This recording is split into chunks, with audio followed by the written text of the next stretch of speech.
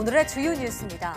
수도권을 중심으로 코로나19 확진 환자가 급증하자 정부가 수도권에 대한 방역 수위를 2단계로 높이는 방안을 검토하고 있습니다.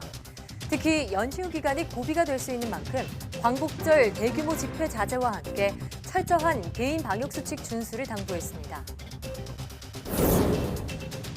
미국 질병통제예방센터가 마스크 착용과 손 씻기, 사회적 거리 두기 등 방역 수칙을 지키지 않을 경우 최악의 가을을 맞이할 수 있다고 경고했습니다. 특히 코로나19와 독감이 동시에 유행할 경우 중대한 위험이 닥칠 수 있다고 지적했습니다. 스페인에서 최근 일주일 매일같이 5,000명 가까운 확진 환자가 나오자 각국 정부가 스페인에 대한 통제 수위를 높이고 있습니다. 스페인 지방정부들은 담배 연기에 침방울이 섞여 나올 가능성에 대비해 야외 흡연 금지령을 잇따라 내리고 있습니다.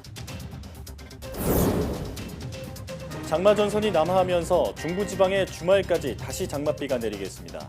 수도권과 영서, 충북 북부에는 최대 300mm 이상의 호우가, 영동과 충청 남부엔 최고 80mm가 예보됐습니다. 남부지방에는 무더위가 이어지겠습니다. 50일 넘게 장마가 계속되면서 올여름 비가 온 강수 일수가 가장 길고 강수량도 역대 2위를 기록했습니다. 특히 기상관측 사상 처음으로 6월 기온이 7월보다 높은 기온 역전 현상도 발생했습니다.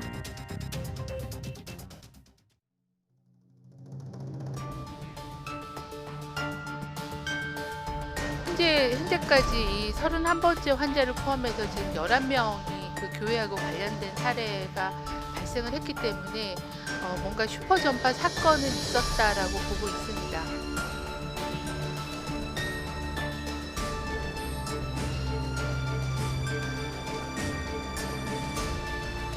유흥시설의 특성상 1,500여 명의 이태원 클럽 방문자 중 접촉자를 밝히기 쉽지 않거나 신분을 드러내기를 원하지 않는 분들이 상당수 계신 것으로 보입니다.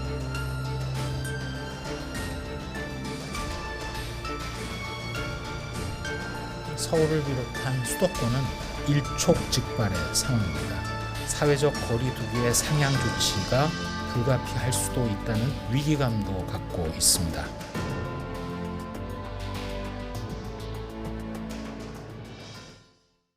여러분 안녕하십니까? 사이언스 투데이입니다. 수도권의 코로나19 확산세가 심상치 않자 정부는 수도권에서 사회적 거리 두기 단계를 높이는 방안을 검토하고 있습니다. 이동이 많은 연휴를 앞두고 긴장이 더욱 높아지고 있습니다. 홍선기 기자가 보도합니다. 하루 확진자가 결국 100명을 돌파하고 이 가운데 수도권 확진자가 80%를 넘어서면서 방역 당국의 긴장감은 더욱 높아졌습니다. 감염 경로를 보면 상황은 더 우려스럽습니다. 소규모 교회와 요양병원 등 취약시설은 물론 시장이나 패스트푸드점 등 생활에 밀접한 장소가 많기 때문입니다. 모두 동시다발적으로 확진자를 양산해 지역 감염으로 번질 수 있는 위험이 있는 장소들입니다. 상황이 심각해지자 정부는 중앙재난안전대책본부 회의에 이어 곧바로 긴급 관계장관 회의를 열었습니다. 장마와 휴가철을 맞아 긴장감이 떨어지면서 사회적 거리 두기가 제대로 지켜지지 않고 있다며 거리 두기 격상 가능성도 언급했습니다. 상황이 좀 더 악화되면 수도권을 대상으로 사회적 거리 두기를 2단계로 높이는 방안을 검토하지 않을 수 없습니다. 그러나 사흘 연휴가 시작되고 대규모 집회를 강행하려는 움직임도 있어 걱정은 더 커지고 있습니다. 또 장마가 끝나면 본격적인 휴가 행렬도 예상돼 방역에는 더욱 어려움이 커질 것으로 보입니다. YTN 홍선기입니다.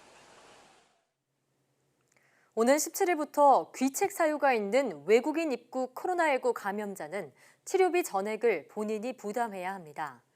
이에 따라 오는 17일 0시부터 해외 유입 확진 외국인 가운데 격리 명령 등 방역 조치를 위반하거나 PCR 검사 결과를 허위로 제출하는 등 귀책 사유가 있는 경우 치료비 전액을 본인이 부담해야 합니다.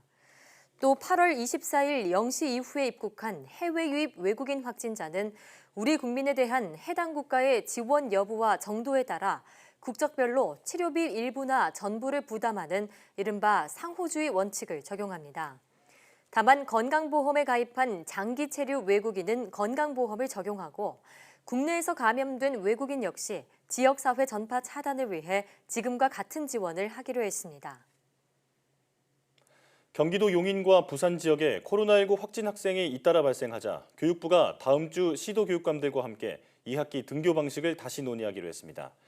교육부는 박백범 교육부 차관 주재로 17개 시도교육청 부교육감이 참석한 가운데 등교 수업 준비 추진단 회의를 열고 최근 학생 확진자 현황 등을 논의했습니다. 교육부는 학교 내 밀집도 등 2학기 학사 운영 관련 사항을 방역 당국과 협의한 후 다음 주 내로 유은혜 부총리 겸 교육부 장관과 시도교육감 협의 등을 통해 시도와 긴밀히 소통할 예정이라고 설명했습니다. 정부는 내수 개선 흐름이 이어지고 수출과 생산 부진이 다소 완화되고 있다고 진단했습니다. 기획재정부는 최근 코로나19와 장마 등에 따른 실물 경제의 불확실성이 지속하고 있으나 내수 관련 지표의 개선 흐름이 이어지고 수출과 생산 부진이 다소 완화되는 모습을 보인다고 밝혔습니다. 기재부는 다만 대외적으로 금융시장의 안정적인 흐름과 주요국 실물 지표 개선세가 이어지고 있으나 전 세계 코로나19 확산세 지속과 주요국 간 갈등 고조 등에 따른 글로벌 경기 회복 지연 우려가 여전하다고 평가했습니다.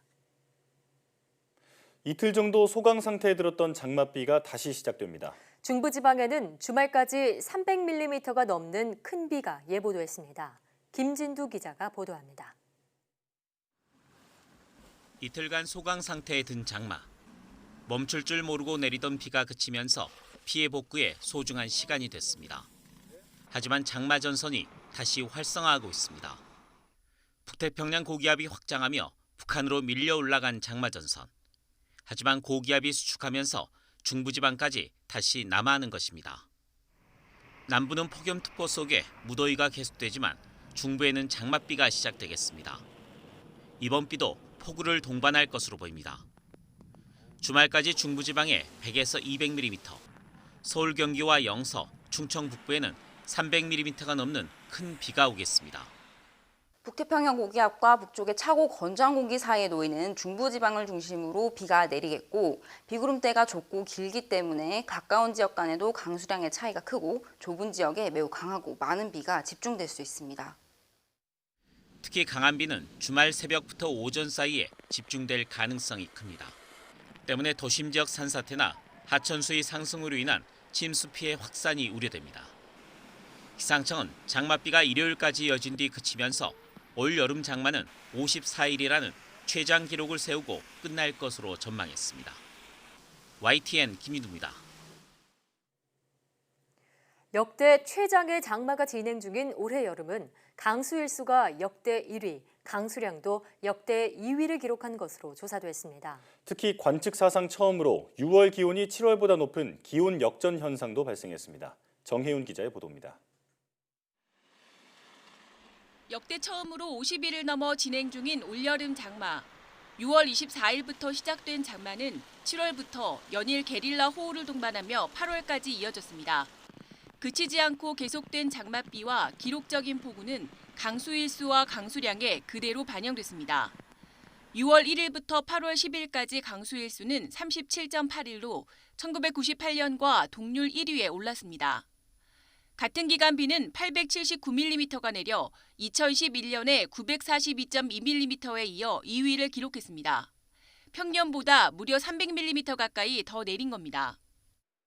과거 장마철에 적은 양의 비가 자주 내렸다면 기후변화로 인한 북극의 이상기후 영향이 큰 올해는 장마철에 폭우가 자주 내리는 형태로 나타났습니다. 사상 처음으로 7월 기온이 6월 기온보다 낮은 기온 역전 현상도 나타났습니다. 올해 6월 평균 기온은 22.8도, 하지만 7월 기온은 22.7도에 그쳤습니다. 6월이 때이른 더위로 역대 가장 더웠던 반면 7월은 장마로 상대적으로 선선했기 때문입니다. 장마가 아직 진행 중이고 8월도 보름 정도나 남아 올여름 강수일수와 강수량은 당분간 깨지지 않을 기록으로 남을 가능성이 큽니다. YTN 정혜윤입니다. 국방부가 집중호우 피해로 특별재난지역으로 선포된 곳에 예비군 훈련을 면제하겠다고 밝혔습니다. 우선 특별재난지역 내 지역 예비군과 직장 예비군, 주민등록상 거주 예비군들은 해당 예비군 부대와 지방병무청에서 거주와 편성 여부를 확인한 뒤 면제 조치할 예정입니다. 또 예비군이 특별 재난 지역에 거주하지 않더라도 특별 재난 지역에 거주하는 부모나 자녀가 피해를 봤으면 지자체가 발행한 피해 사실 확인서와 가족관계 증명서를 제출하면 훈련에서 면제될 수 있습니다.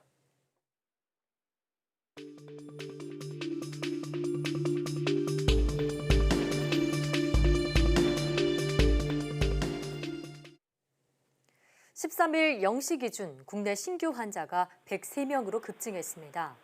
이 중 지역 발생 환자가 85명에 달하는 것으로 나타났는데요.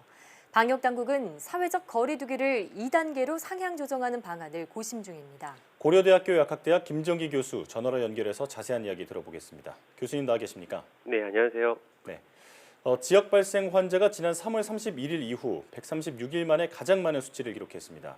현재 상황 진단해 주시죠. 말씀하신 대로 지난 3월 30일 이후 가장 많은 수치, 그러니까 100명이 넘었거든요. 그러니까 136일 만에 최대인데 방역당국에서도 얘기를 하는 것처럼 지금이 매우 엄중한 시기다 이렇게 얘기를 하고 있거든요. 저도 예. 동감을 하고 있습니다. 그래서 굉장히 엄중한 시기고 지금 현 시점에 관리나 대응을 잘 못하면 큰 폭으로 증가할 가능성도 있다라고 보고 있습니다. 예.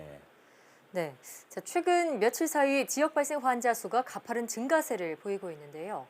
그 원인은 어디에 있을까요? 아무래도 과거 그 이태원 클럽발 이후에 수도권을 중심으로 숨은 감염자가 양산이 됐고요. 이 숨은 감염자의 어떤 연결고리를 찾지 못하고 있는 상황에서 최근 종교 소모임 등을 허용을 하는 방역 조치가 완화됐거든요. 예. 그러다 보니까 종교 소모임을 통한 어떤 감염 확산이 일어났고 잘 아시는 것처럼 최근에는 재래시장 등 불특정 다수가 모이는 곳 그리고 식당이나 이런 곳에서 마스크를 벗는 환경이 놓인 곳들을 중심으로 해서 확산이 일어나는 데 있지 않을까 이렇게 생각을 하고 있습니다. 예. 자, 여름방학과 휴가철이 맞물린 시기인데 광복절에는 대규모 집회까지 예정돼 있습니다. 주의할 점을 몇 가지 일러주시죠. 물론 광복절 그 행사 집회들이 야외에서 이루어질 예정입니다. 근데 야외라고 해도 다수가 모이는 곳, 그러니까 밀집이 되는 곳에서는 감염 가능성이 충분히 있습니다. 그래서 마스크를 잘 쓰시고 방역 조치를 잘 준수를 하셔야 되는데 오늘도 굉장히 무덥거든요. 그러니까 야외에서 진행하다 보니까 굉장히 더울 걸로 예상이 되고 이런 환경이 되면 마스크를 벗거나 제대로 착용을 안 하는 경우들이 종종 발생할 가능성이 굉장히 높습니다. 그래서 이런 경우에는 감염이나 전파 가능성이 있기 때문에 마스크를 잘 쓰시고 개인 방역 수칙을 잘 준수를 하셔야 된다라고 보고 있습니다. 네, 야외라고 해도 거리 두기 또 마스크 착용 등이 제대로 이뤄지지 않으면 감염 위험이 있다 말씀하셨고요. 경기도 용인과 또 부산에서 고등학생들이 무더기로 코로나19에 감염됐습니다. 지금 같은 상황에서 2학기 등교 수업이 가능할까요? 지금 1학기 등교 수업, 물론 제한적으로 등교 수업이 진행됐습니다만 비교적 성공적이라는 평가를 받고 있거든요. 그렇다 보니까 2학기 때는 제한적인 등교 수업보다는 오히려 완화된 전면 등교 수업을 고려를 하고 있는데요. 전면 등교 수업을 진행할 경우에는 학교 내 집단 감염 가능성이 굉장히 높을 걸로 예상을 하고 있습니다. 그래서 전면적인 등교 수업보다는 1학기 때처럼 제한적인 상황에 어떤 상황에 맞게 탄력적으로 운영을 하는 그런 등교 수업 진행이 바람직하지 않을까 이렇게 생각을 하고 있습니다. 예. 자, 감염자가 급증하자 방역 당국이 현행 사회적 거리두기 1단계를 2단계로 상향 조정하는 논의에 본격 착수했습니다. 교수님께서는 어떻게 보십니까? 앞서 말씀드린 것처럼 현 시점이 그러니까 100명이 넘는 일일 확진자가 나오는 이 상황이 매우 엄중한 시기고 관리를 잘못하면 큰 폭으로 증가할 수 있다라고 말씀을 드렸는데요. 그 얘기는 당연히 방역 조치 현 시점에서 강화될 필요가 있다 이렇게 보고 있습니다. 네. 자, 한편 미 질병통제예방센터 CDC 국장이 다가오는 가을에는 코로나19와 독감철이 겹치면서 최악의 가을을 맞을 수 있다고 경고했습니다. 어떤 대비가 필요할까요? 맞습니다. 이게 가을철 이제 환절기가 다가오고 있는데요. 이 가을철이 되면 일반 감기나 독감, 기타 다른 호흡기 질환 환자들하고 코로나19 감염자하고 이 어떤 구별이 굉장히 어렵거든요. 그렇다 보니까 혹시나 호흡기 환자들 중에 코로나19 감염자가 있을 수 있고 이 경우에 병원을 방문할 경우에는 병원 내 감염 가능성도 굉장히 높거든요. 그래서 백신이나 치료제가 없는 현 상황에서는 아마 가을까지도 상용화된 백신은 안 나올 거라고 보고 있고요. 예. 유일한 대책은 방역 조치밖에 없습니다. 그래서 현 시점에서 가을이 오기 전에 가능하면 오늘 같은 경우에 100명이 넘기는 했습니다만 이 숨은 감염자를 최대한 줄이기 위해서 굉장히 방역 조치 강화 등 어떤 노력이 굉장히 필요할 걸로 보이고 있고요. 다만 우리가 지난 그 겨울하고 봄 환절기 때 코로나19와 함께 지내온 경험이 있거든요. 예. 그래서 당시의 경험을 바탕으로 향후 발생 가능성이 있는 어떤 사례들에 대한 예상 시나리오를 만들고요. 이거에 맞춰서 미리 대응 지침을 잘 수립할 필요가 있다 이렇게 보고 있습니다. 예. 이 유일한 대책은 방역 조치다 이렇게 말씀해 주셨는데 명심해야겠습니다. 자, 코로나19 브리핑 함께했습니다. 코로나19 재확산의 우려가 커지고 있는 상황인데요. 이럴 때일수록 기본으로 돌아가서 방역 수칙을 철저히 준수해야겠습니다. 고려대학교 약학대학 김정기 교수와 함께했습니다. 고맙습니다. 감사합니다.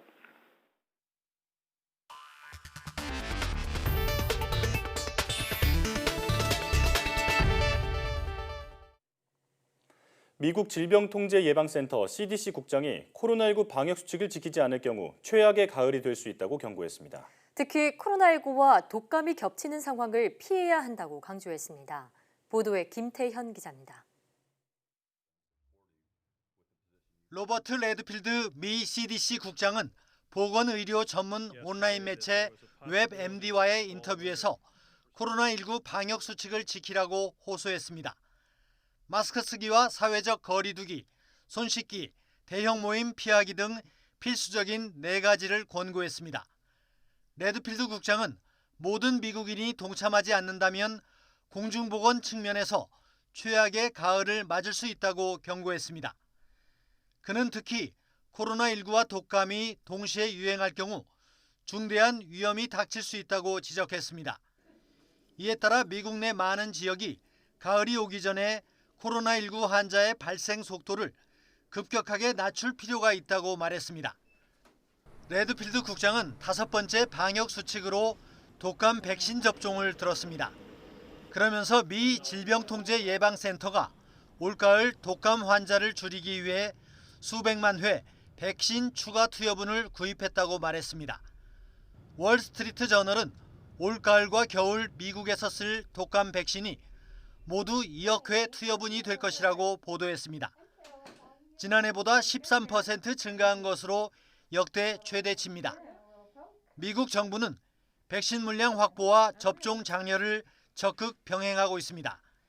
이 신문에 따르면 미국에서는 매년 독감으로 3만 4천 명 이상이 숨지는데 독감 백신 접종자는 전체 인구의 13%대인 4,500만 명에 불과합니다. YTN 김태현입니다. 미국 정부의 지원 아래 개발 중인 코로나19 백신 후보 가운데 11월 이전에 승인될 백신은 없다고 미 국립보건원장이 밝혔습니다. 프랜시스 콜린스 미 국립보건원장은 현지 시각 13일 기자들과의 전화회의에서 대규모 임상시험에 필요한 시간을 고려할 때 11월 또는 12월 이전에 규제 당국으로부터 승인을 받을 백신 후보는 없다고 말했습니다.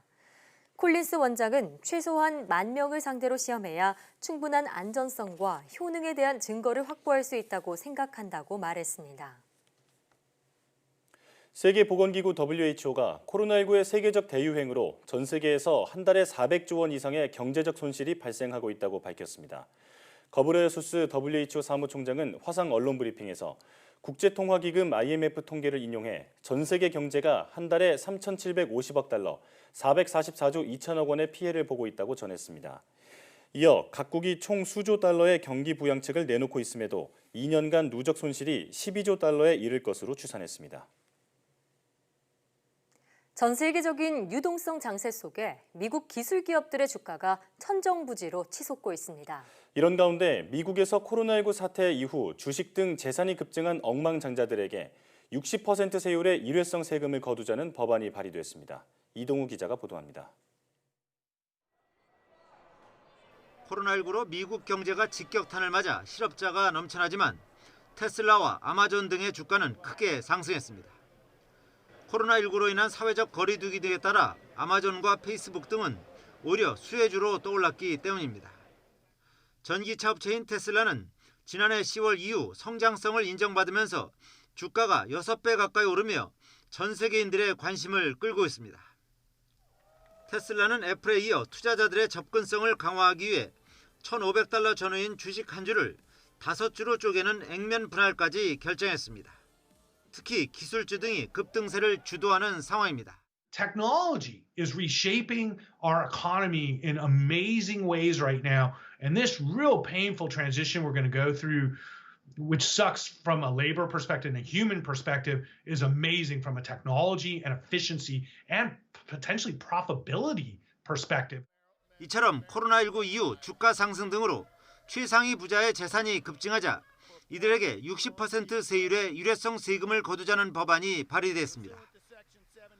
이 세금으로 마련된 재원으로 1년간 미국인의 보건의료 비용으로 쓰자는 것입니다. 급진 성향의 버니 샌더스 무소속 상원 의원과 민주당 에드 마키 상원 의원 등이 주도했습니다. 과세 대상은 최소 10억 달러, 1조 2천억 원 이상의 순자산을 보유한 부자들로 올해 3월 1일부터 내년 1월 1일 사이에 늘어난 재산 증가분에 세금이 부과됩니다. 3월부터 이달 5일 현재까지 늘어난 재산 증가분을 기준으로 계산해보면 467명의 억만장자가 벌어들인 856조 원이 과세 대상입니다. 이 법이 통과되면 제프 베이조스 아마존 최고 경영자는 50조 원, 일론 머스크 테슬라 CEO는 32조 원, 마크 저커버그 페이스북 CEO는 27조 원을 각각 내야 합니다. 다만 이들이 실제로 부담할 세금은 내년 1월 1일 기준으로 결정되기 때문에 향후 주가 움직임에 따라 크게 달라질 수도 있습니다. YTN 이동우입니다. 미국의 주간 실업수당 청구 건수가 코로나19 사태 이후 처음으로 100만 건 아래로 내려갔습니다. 미국 노동부는 현지 시각 13일 지난주 신규 실업수당 청구 건수가 96만 건으로 집계됐다고 밝혔습니다. 이는 전주 119만 건보다 23만 건 줄어든 것으로 100만 건 아래로 내려간 것은 지난 3월 중순 이후 21주 만에 처음입니다.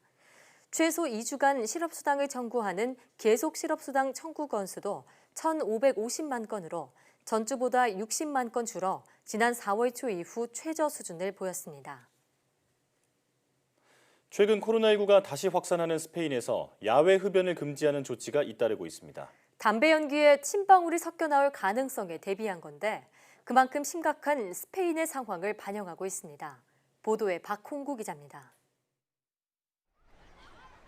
북아프리카 서쪽 스페인령 카나리 제도는 해마다 1,000만 명 이상이 찾는 유명 관광지입니다. 특히 유럽인들이 즐겨 찾는 곳이어서 흡연에 관대한 편이었으나 앞으로는 여럿이 모여 있거나 충분한 사회적 거리 두기가 지켜질 수 없는 경우에는 흡연을 금지하기로 했습니다. 코로나19 확산 방지를 위해서입니다. 담배 연기를 뿜을 때 침방울이 섞여 나와 바이러스를 퍼뜨릴 수 있다고 보고 이 같은 조치를 취한 것입니다. 지난달 스페인 감염병 학회도 흡연이 코로나19 전염 가능성을 높인다며 흡연 금지 조치 시행을 촉구한 바 있습니다. 이번 조치는 건물의 야외 테라스에서도 적용되며 위반하면 과태료가 부과됩니다. 지난 2월에도 코로나19로 호텔이 폐쇄되는 등 경제활동에 큰 어려움을 겪었던 주민들은 환영한다는 반응입니다. Me parece genial que se tomen nuevas medidas ya que estamos con muchos rebrotes y si no vamos a tener que confinarnos de nuevo, si no. Bien, me parece una cosa bonita. Yo, bueno, soy fumador, pero hay que aceptarlo. Me parece una medida correcta. 이에 앞서 스페인 북서부 갈리시아 지방정부도 2m 이상 물리적 거리를 유지할 수 없는 경우 흡연을 허용하지 않기로 했고 수도 마드리드와 안달루시아 지방도 비슷한 조치를 검토하고 있습니다. 스페인에서는 최근 코로나19 재확산 추세가 뚜렷합니다. 지난 일주일 사이 확진자가 매일 5,000명 가까이 나오고 있는데 이는 영국, 프랑스, 독일, 이탈리아를 합친 것보다 더 많은 것입니다.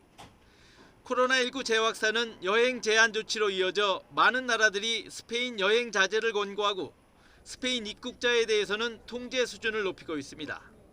관광산업이 경제에서 차지하는 비중이 15%에 달하는 스페인은 올해 경제 성장률이 마이너스 9.2%를 기록할 것으로 예상됐습니다. YTN 박홍구입니다. 인도네시아 정부가 코로나19 사태로 올해 연말까지 외국인 관광객을 계속 안 받겠다고 밝혔습니다. 이에 따라 최근 외국인 관광객을 받은 발리와 코모도 섬도 다시 외국인 관광이 어려워질 것으로 예상됩니다. 인도네시아 정부는 코로나 사태로 4월 2일부터 단기 체류 비자 등 소지자를 제외한 모든 외국인의 입국을 금지했습니다.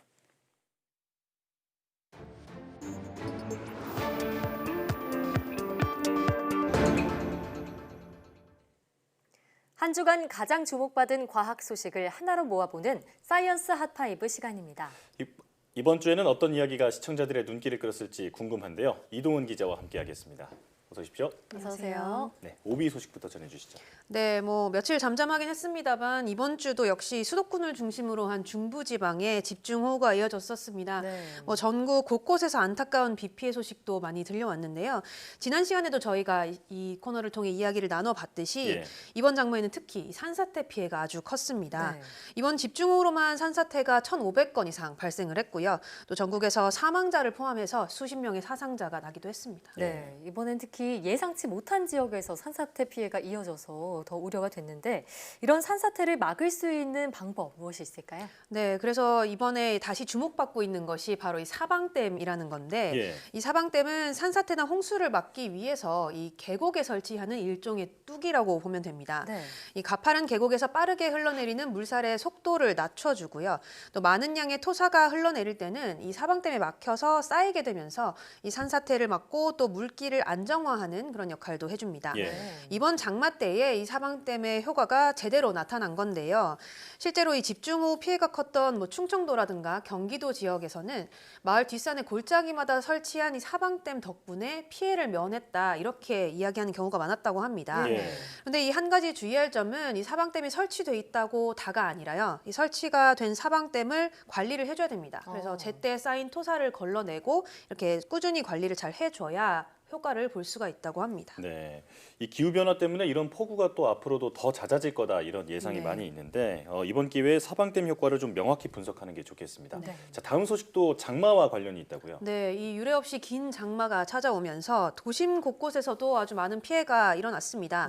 특히 이 땅이 꺼지고 도로가 파이는 이런 현상들이 곳곳에서 나타났는데요. 서울 도심 한복판에 있는 건널목에 깊이 4m에 달하는 싱크홀이 생기기도 했고요. 또 이 도로 곳곳에 곳곳이 파이면서 지나가던 차량의 타이어가 심하게 망가지기도 했습니다. 이렇게 이 도로 위에 생기는 이런 어떤 지뢰 같은 이런 현상이 크게 두 가지로 나눌 수가 있는데 먼저 싱크홀이라고 불리는 이 땅 꺼짐 현상입니다. 이 경우는 이 땅 속에 생긴 틈 때문에 지면이 더 이상 무게를 견디지 못하고 그 자체가 내려앉는 건데요. 주로 낡고 금이 간 상하수도 간에 흙이 빨려 들어가면서 많이 발생을 합니다. 또 한 가지는 우리가 이 포트홀이라는 건데 물이 땅속으로 스며들면서 아스팔트가 물러져서 움푹 패이거나 깨지는 그런 도로 포장에 생기는 현상입니다. 이 경우는 이 주로 집중호우가 원인으로 꼽히는데 두 가지 경우 다 평소에 관리와 보수가 잘 이루어진다면 사실 막을 수 있거든요. 특히 이렇게 장마가 찾아오기 전에 미리 정비를 좀 하는 게 필요하겠죠. 네, 도로가 좀 파여 있거나 차선이 휘어져 있다면 이 땅 꺼짐 현상 또 포트홀 의심해 보는 게 좋겠습니다. 3위는 어떤 소식인가요? 네, 우리가 이순신 장군 하면 떠오르는 그런 유명한 전투가 있죠. 아무래도 그 천만 영화도 있었던 명량해전이 아닐까 생각이 드는데요. 네, 그렇죠. 이 명량해전이 벌어진 곳이 바로 이 울돌목이라는 곳인데 이 지역은 이 명량해전으로도 유명하지만 워낙에 조류가 세서 이 과거에 교역을 위해서 오가던 선박이 자주 침몰하던 곳이기도 합니다. 그래서 이 울돌목 바다 밑에는 지금도 이 문화재들이 많이 묻혀 있는데 국내 연구진이 새로운 기술을 이용을 해서 이 울돌목 탐사에 나선다고 합니다. 이른바 이 3차원 탄성파 시스템이라는 건데요. 이 수심이 얕은 지역의 3차원 해저 지질 구조와 또 얕은 해역에 묻혀 있는 이 물체들이 어떤 건지 고해상도로 영상화해서 볼 수 있는 기술입니다.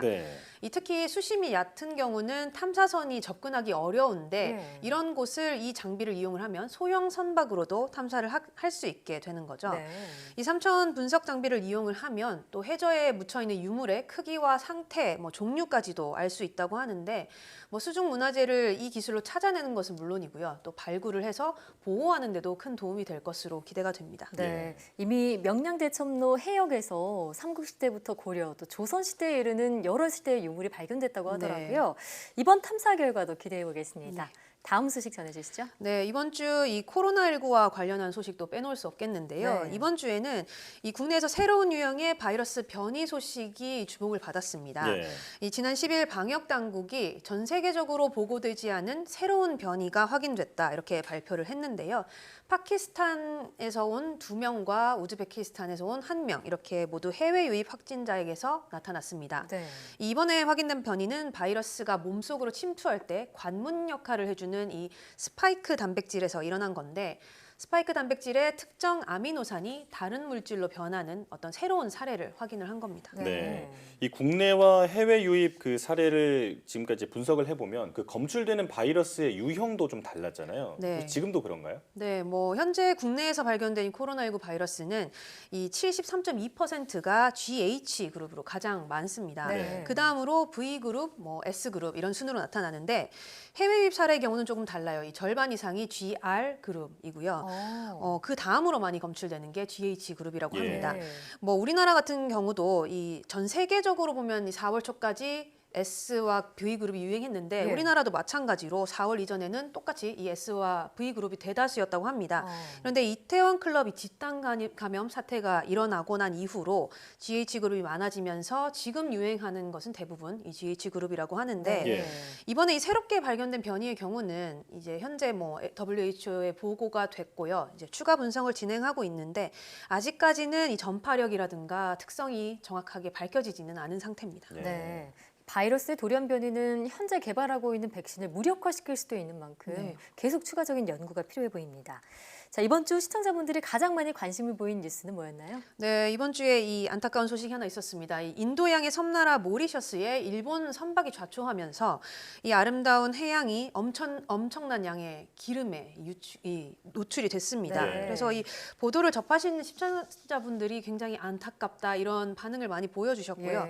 저희 이 홈페이지에도 글을 많이 남겨주셨는데 특히 이 그중에서 2007년 태안에서 일어난 이 기름 유출 사고를 떠올리셨다 이런 분들이 많으시더라고요. 저도 딱 보자마자 이 태안이 떠올라서 굉장히 많이 안타깝더라고요. 네, 그렇죠. 이 모리셔스에 이번에 좌초된 일본 선박에는 1,000톤 가량의 1,000톤 가량의 기름이 흘러나왔습니다. 선박 자체에 한 4,000톤 가량의 기름이 들어 있었고 그중 일부가 새어 나오면서 바다 표면을 뒤덮은 건데 이 수백 년 된 산호초를 비롯해서 해양 생태계가 굉장히 큰 위협에 빠져 있습니다.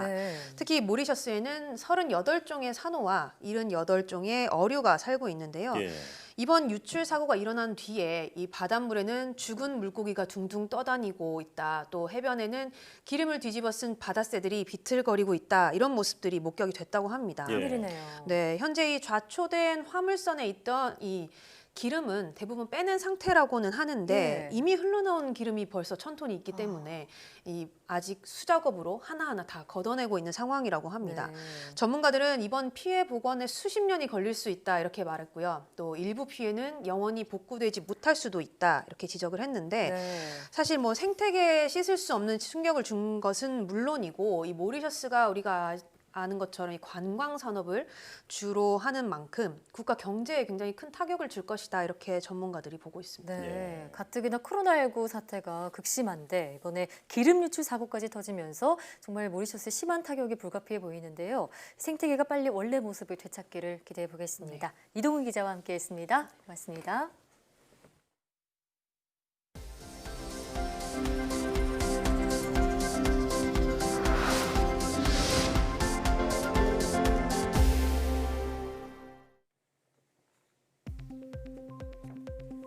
같은 약을 같은 용량으로 복용해도 여성이 남성보다 부작용 위험이 크다는 연구 결과가 나왔습니다. 미 버클리 캘리포니아대 등 공동 연구팀이 FDA 승인 86가지 약물을 분석한 결과 같은 약을 같은 용량으로 처방해도 여성은 남성보다 약 성분의 혈중 농도가 높았고 약이 몸 밖으로 배설되는 시간도 오래 걸렸다고 밝혔습니다. 연구팀은 또 이런 약들을 처방할 경우 오심과 두통, 우울감 등의 부작용이 나타날 위험은 여성이 남성보다 90% 이상 높았다며 여성에게는 약 처방 용량을 낮춰야 한다고 주장했습니다. 잘 부러지는 기존 탄소 섬유의 문제를 해결할 수 있는 튼튼하고 안정적인 그래핀 섬유가 개발됐습니다. 카이스트 김상욱 교수 연구팀은 그래핀의 응고 속도를 조절해 스스로 납작해지면서 구조를 안정화하는 그래핀 섬유를 개발했다고 밝혔습니다. 이 그래핀 섬유는 일반 섬유보다 강도는 3.2배, 전기 전도성은 1.5배 높았다고 연구팀은 말했습니다. 40대 때부터 유방 X선 검사를 받기 시작하면 유방암 사망 위험이 크게 낮아지는 것으로 나타났습니다. 영국 퀸메리대 연구팀이 여성 16만여 명의 자료를 23년간 추적 조사한 결과 40살부터 49살까지 매년 유방 X선 검사를 받은 그룹은 50살이 돼서야 검사를 받은 그룹보다 유방암 사망률이 25% 낮았다고 밝혔습니다. 이런 결과는 유방 X선 검사를 일찍 시작하면 경비 지출이나 과진단으로 인한 손실보다 이익이 클 수 있다는 의미라고 연구팀은 설명했습니다. 차세대 태양전지로 꼽히는 페로브스카이트 태양전지의 성능이 저하되는 원인이 밝혀졌습니다. 한국기초과학지원연구원과 전북대 연구팀은 페로브스카이트 태양전지의 온도가 올라갈수록 내부에 틈이 생기거나 원소가 이동해 성능이 떨어진다는 사실을 투과 전자현미경 관찰을 통해 확인했다고 밝혔습니다. 연구팀은 이번 연구가 내구성 있는 페로브스카이트 태양전지를 만드는 데 중요한 실마리가 될 것이라고 말했습니다. 과학기술정보통신부가 국내 위성통신 산업의 세계 경쟁력 확보를 적극적으로 지원하겠다고 밝혔습니다. 장석영 과기정통부 제2차관은 업계 간담회에서 세계 위성통신 시장은 정부가 아닌 민간 주도로 전환되고 있다며 민관 협력을 바탕으로 우리 기술과 산업이 최고 수준의 경쟁력을 확보할 수 있도록 지원하겠다고 말했습니다. 이번 간담회에서는 다가오는 6G 시대에는 지상통신과 위성통신의 결합이 본격화될 것이라며 기술과 시장의 변화에 적극적으로 대응해야 한다는 의견이 나왔습니다.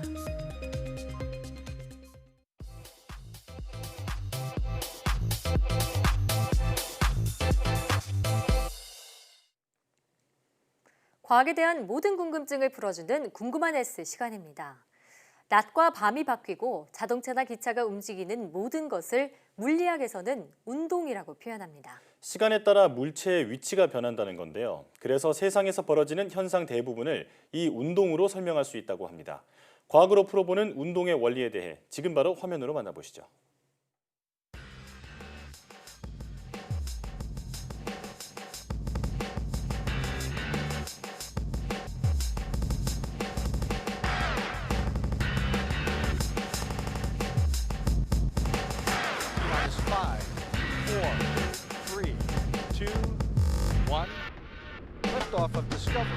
물리는 우리가 의식하고 있지 않을 뿐 일상생활과 밀접한 관계를 맺은 과목입니다. 그중에서도 운동은 우리 세계가 어떻게 작동하는지 알아볼 수 있는 법칙인데요. 운동을 나타내기 위해서는 크게 세 가지가 필요합니다. 먼저 변이에 대해서 알아보도록 할게요. 변이는 말 그대로 위치의 변화를 뜻하는데요. 예를 들어 A라는 위치에 컵 하나를 놓고 이걸 B라는 위치로 가져간다고 생각해 볼게요. A라는 위치에 놓고 나서 나중에 이거 B에 갖다 놔라고 다른 사람에게 제가 시켰다고 해볼게요. 그런 다음에 B에 놓여진 컵을 우리가 봤다면 우리는 A에 놓여져 있던 컵이 B로 갔다라는 사실을 알 수 있겠죠. 이걸 우리는 변이라고 합니다. 변이는 처음 위치에서 나중 위치로 변했다는 값만 알 수 있을 때 쓸 수 있는 개념이에요. 얼마만큼 떨어졌냐면 중요한 거죠. 재미있는 것은 이게 방향도 알려준다는 것이죠. 예를 들어서 A 위치에 있던 컵이 이 B 위치로 옮겨졌다면 A 위치부터 B 위치까지의 방향을 나타낼 수 있는 건데요. 어떻게 움직였는지는 모르지만 이 친구가 남동 방향으로 이동했네 또는 남서 방향으로 이동했네 라는 이런 방향의 정보를 알 수 있는 것이죠.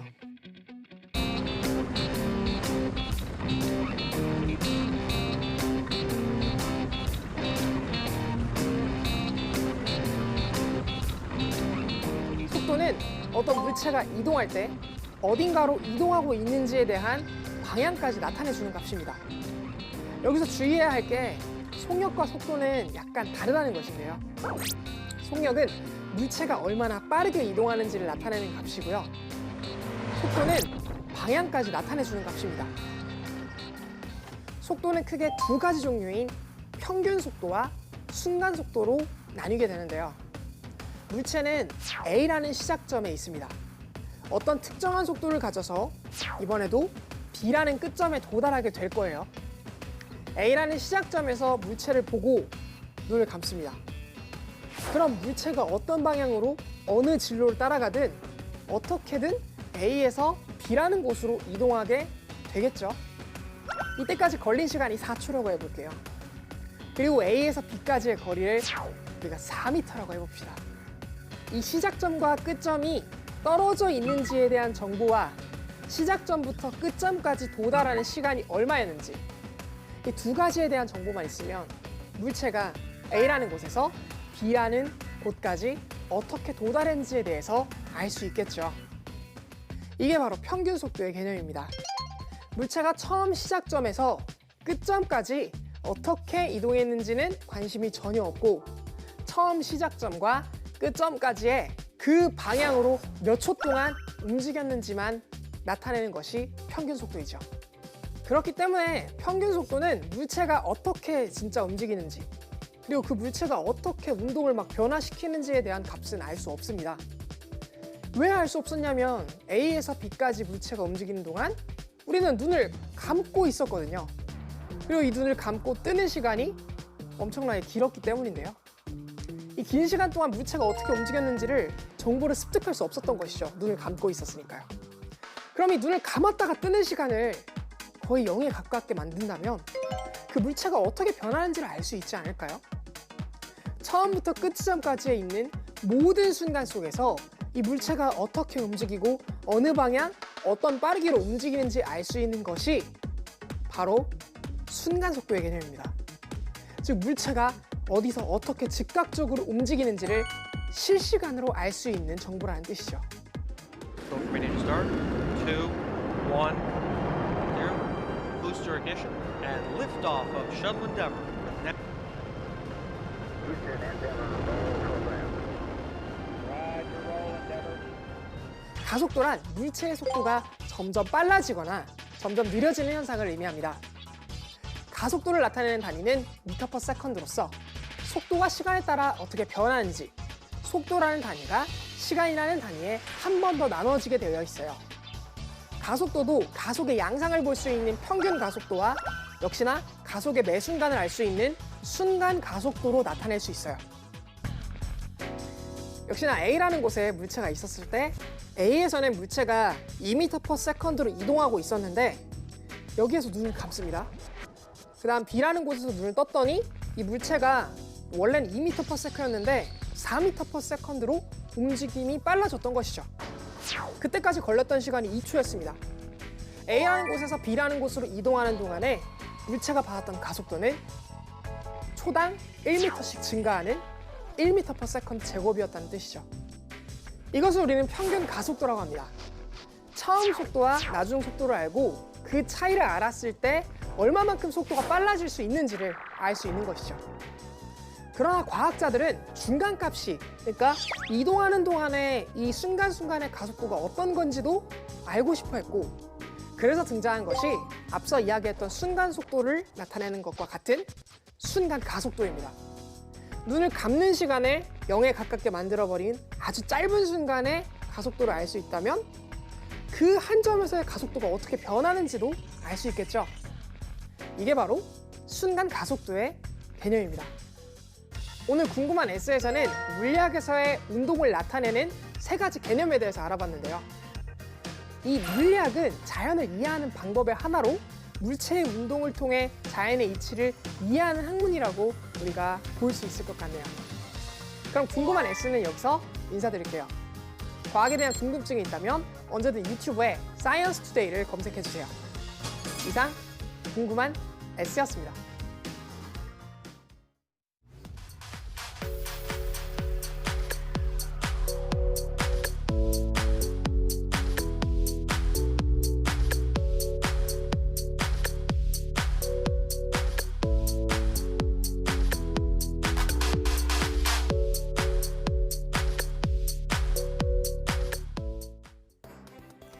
수도권을 중심으로 코로나19 집단 감염이 확산하면서 국내 하루 신규 확진자가 136일 만에 최대를 기록했습니다. 감염 경로가 교회와 상가, 학교 등 생활에 밀접한 장소가 많아 지역 감염으로 번질 우려가 큰데요. 설상가상으로 연휴와 휴가철이 시작되면서 방역에 비상이 걸렸습니다. 현재로서는 방역 수칙을 철저히 지키는 게 가장 확실한 백신입니다. 언제 어디서든 마스크 착용과 거리 두기를 잊지 말아야겠습니다. 사이언스 투데이 오늘 저희가 준비한 소식은 여기까지입니다. 함께해 주신 여러분 고맙습니다.